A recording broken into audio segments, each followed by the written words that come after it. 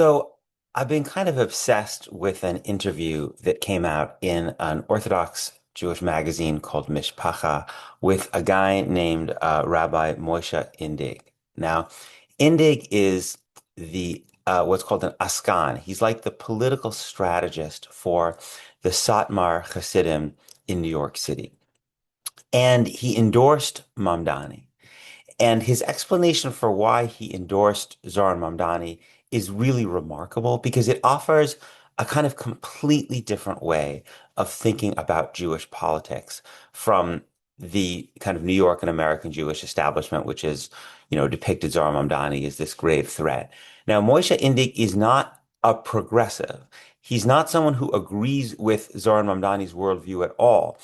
Indig is not really even is not an anti-Zionist in the way that Mamdani is at all. He's not someone who thinks and talks in terms of universalistic questions of human rights at all.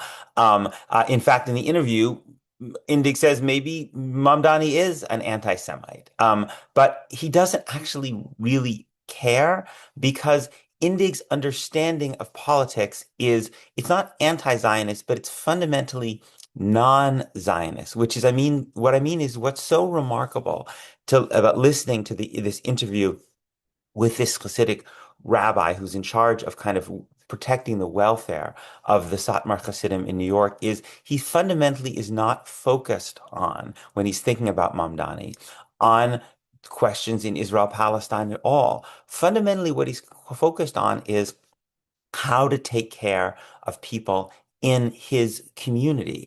And because many of the Satmar Hasidim are actually poor, there's a whole set of material concerns that he is really interested in, which are completely radically different it creates a completely different kind of conversation than what you see from the American Jewish leadership that basically treats the material concerns that Mamdani has been talking about, about the fact that the city is too affordable, as basically irrelevant. It focuses almost entirely on the idea that Mamdani's opposition to Israel as a Jewish state represents some kind of threat to the safety and security of Jews in New York. Indig, I think in part because he's dealing with a population that actually has much larger material concerns, right, is actually sees Mamdani in a completely different way. He actually says that Mamdani's decision to want to freeze the rent in New York is something that the Satmar Rebbe himself in Kiryas Yol, which is an area outside of New York City where there are a lot of Satmars who live, that the Satmar Rebbe has already done that. He thinks about Mamdani in part through the lens of a Jewish population that has very, very serious economic concerns. And Index shows that he's actually quite sympathetic to Mamdani's effort to actually deal with the material concerns of people who are finding it really difficult to live in New York. He also has an orientation towards diplomacy, which is so striking in the different than the way kind of mainstream American Jewish leadership deals with Mamdani or basically anybody else who's critical of Israel, which is basically they try to politically destroy them. Indig, who, he peppers this conversation. What's so fascinating about it is he's politically really a brilliant, brilliant strategist, but his language is really the language of a chassid, and so it's peppered with all of these Talmudic and biblical and rabbinic references. But, the interviewer says, well, don't you, Mamdani's an anti-Semite. And Indig quotes from this week's Parsha, this week's Torah portion, about the interaction between Jacob and Esau. And Indig says, well, Esau was the first anti-Semite in history, Jacob's brother. And then Indig said, what did Jacob do with him? He gave him piles of gifts, which is to say that Indig is saying that regardless of what we think someone believes about him, and of course I think he's completely wrong, Mamdani is in no way an anti-Semite, but from Indig's point of view, that's not even the central question, really. He's not interested in whether Mamdani loves Jews or not. He's interested in whether Mamdani will make government work such that the needs of his population will be met. Right now, I don't think that everything that the Satmar are going to want from Mamdani is necessarily good. But the point is that instead of looking to take offense at American politicians who have certain views about Israel and then looking to destroy those politicians, which produces a really, really ugly form of politics, which I think actually produces a lot of backlash. Indig is basically doing politics, and he says we don't live in New York, we don't live in Israel Palestine, we live here.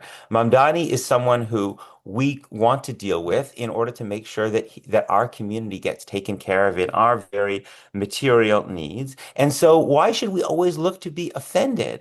What we in fact should do is just work with people. And again, Indig is representing, it's a very, very old, I wouldn't call it anti-Zionist, but it's a very deeply non-Zionist way of thinking about the relationship of Jews in a society in the United States where the vast, vast majority of people are not Jews, and where you focus a little bit less on on the question of what they think about you and on this question of basically trying to insist that they follow this ideological line when it comes to Zionism and the state of Israel. And what you actually do is you do business with them, recognizing that politicians are strategic and self-interested, just like communities can be strategic and self-interested, and you try to actually get your needs met.